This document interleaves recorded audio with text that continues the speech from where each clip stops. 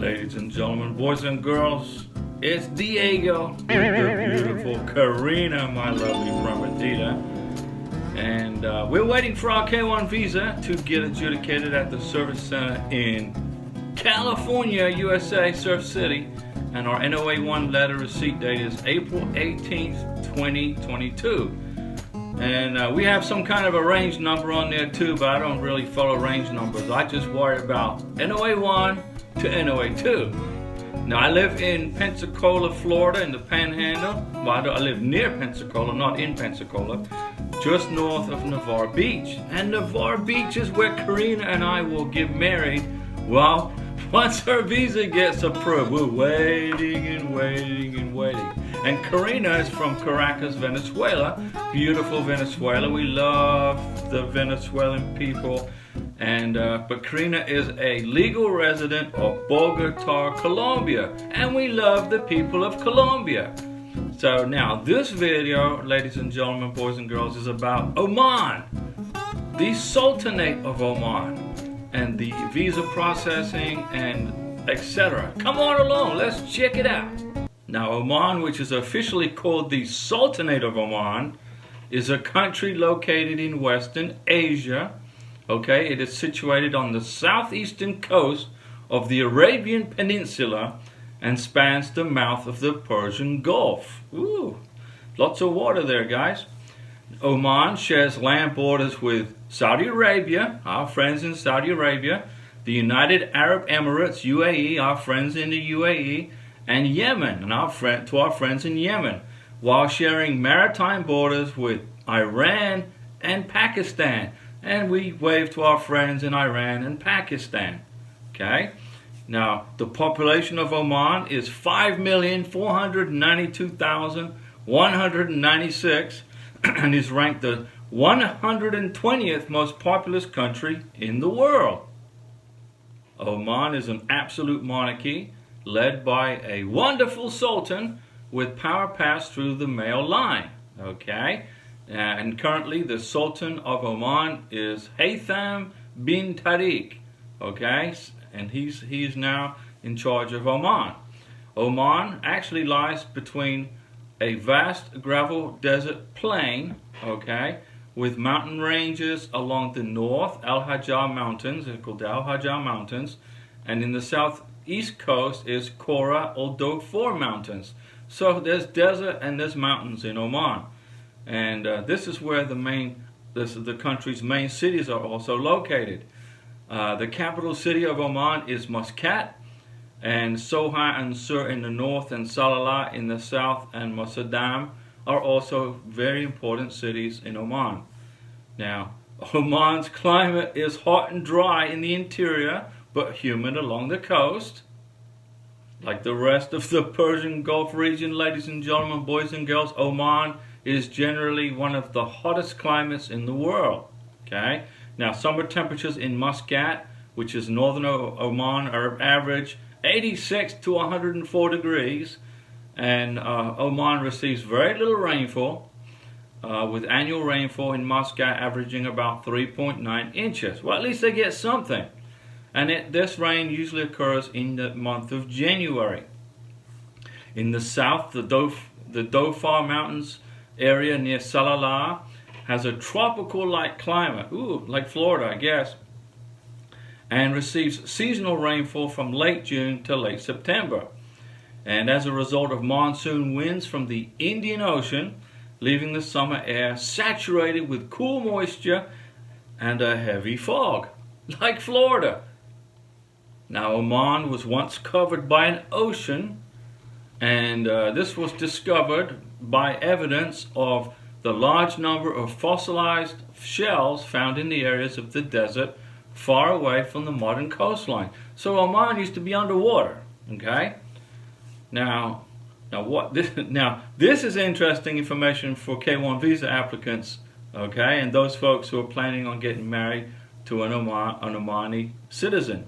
Okay, the Ministry of the Interior, it requires Omani citizens to obtain permission to marry foreigners except nationals of GCC countries. Okay, and this permission is not automatically granted. So citizen marriage to a foreigner abroad without ministry approval, okay, may result in the denial of entry for the foreign spouse at the border and preclude any children from claiming any citizenship rights. So guys, you need to look into that. Are you, Miss Omani, Mr. Omani, required to get permission to marry an American citizen? Find that out. If you don't get permission to marry a foreigner, Miss Omani, Mr. Omani, our wonderful friends in Oman, there's a possibility of getting fined $5,200 or 2,000 riyals in Omani money. Now, Oman's basic statute of the state expresses in Article 11 that the national economy in Oman is based on justice and the principles of a free economy. So they're capitalists like Americans, so I'm glad to see that, okay? And also, a free trade agreement with the United States took effect on the 1st of January 2009, which eliminated all tariffs on all consumer and industrial products. And this also provided strong protections for foreign businesses investing in Oman. So if you are a foreign investor and you want to do business in Oman, it sounds to me like it's an easy way to initiate capitalistic ideas in this country with your ideas, Mr. Entrepreneur, Miss Entrepreneur. Arabic is the official language of Oman, and it belongs to the Semitic branch of the Afro-Asiatic family, okay? And there are several dialects of Arabic spoken, and they're all part of the Peninsula Arabic family. Now let's talk about food, my favorite subject. Come on. Omani cuisine is diverse and has been influenced by many cultures, okay? Now, Omanis usually eat their main daily meal at midday, while the evening meal is a little lighter. So they have a big lunch, and a little dinner, okay? Which is probably a good idea for your stomach. During Ramadan, dinner is served after the Taraweeh prayers, okay? And sometimes this can be as late as 11 p.m. at night. Now, however, these dinner timings differ according to each family. Everybody has their own routine in the family structure in Oman. For instance, some families would choose to eat right after the Maghrib prayers and have dessert after Taraweeh. Okay, so it's up to the family.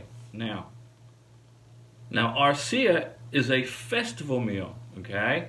And it's served during celebrations, and it consists of mashed rice and meat, and sometimes chicken, okay?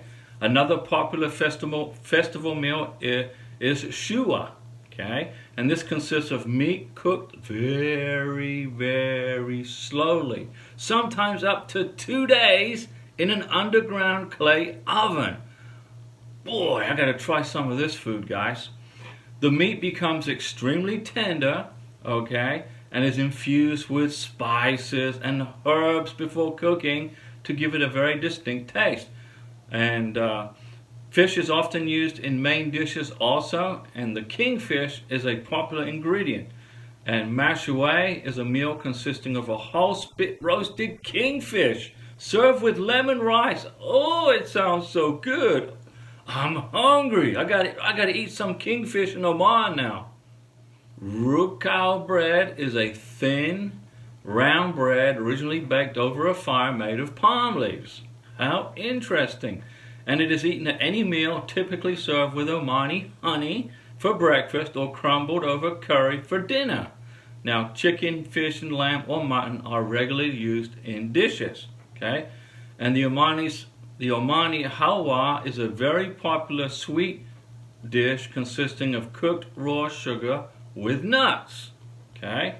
And there are many different flavors, ladies and gentlemen, boys and girls, the most popular ones being the black halwa and saffron halwa. Halwa is considered a symbol of Omani hospitality and is traditionally served with coffee. Now let's talk about the U.S. Embassy in Oman and K-1 visas, etc., etc. Okay, now what I like about this embassy, this U.S. Embassy, is that they have a customer service center to help you with this K-1 visa process. Okay, and if you want to talk to a customer service agent at the embassy, This is the phone number right here. Okay, that's for people who are living in Oman. If you're in the United States and you need to call the U.S. Embassy for questions, then you call this number right here. Okay, and they have English and standard Arabic-speaking customer service agents available 7 days a week from 10 a.m. to 4:30 p.m. local Omani time. So they work 7 days a week. There's some embassies only work 5 days a week. Huh? How about that? Okay, and then they also work from 7 a.m. to 3 p.m. Eastern Standard Time. The center is closed on Omani national holidays, which I can understand, and as observed by the U.S. Embassy in Oman. This right here is the address of the U.S. Embassy in Oman. Okay, it's in Muscat, and here's another phone number for you. Okay, and the total number of approved K1 visas for the nation of Oman in fiscal year 2022 was 8. Okay, and if you want more information on scheduling visa interviews, etc. in Oman, go to this website right here. Boom. Now, it's important, guys, that you understand that when you fill out your DS-160 for your K1 visa, okay, you must print and keep the DS-160 barcode page, okay, because you're going to need to print the full application. You don't need to completely print the full application, but I recommend that you do, okay. Print everything, the barcode and everything, and then you can schedule a visa interview appointment. The embassy does not schedule the appointment for you, so you have to schedule your visa interview, ladies and gentlemen, boys and girls. And you can visit the U.S. Embassy Consulate website where you will be interviewed for country-specific instructions. So you pay the visa fee, you fill out the DS-160, you print the barcode, and I recommend you print everything, honestly. Okay? Review the country-specific instructions on their website, which is right here. Go to their website, and then we will see you soon with your K1 or your K2 visa in your hand, okay, flying on an airplane from Oman to the United States of America to start your lives. But boys and girls, ladies and gentlemen, our friends in Oman, I would investigate that permission slip first. Find out who you have to contact, or if you need permission first from your government to marry a U.S. citizen. Thanks for watching, ladies and gentlemen, boys and girls, and don't forget, Wednesdays, Saturdays, and Sundays at 5 p.m. I'll do the live stream with Diego, where you can throw all your K1 visa questions at me. Now remember, I'm a real estate agent, not an immigration attorney, but this is my second rodeo, so I have a ton of knowledge up here, just I'm willing and ready to share with you guys. Thanks for watching. I'll be back.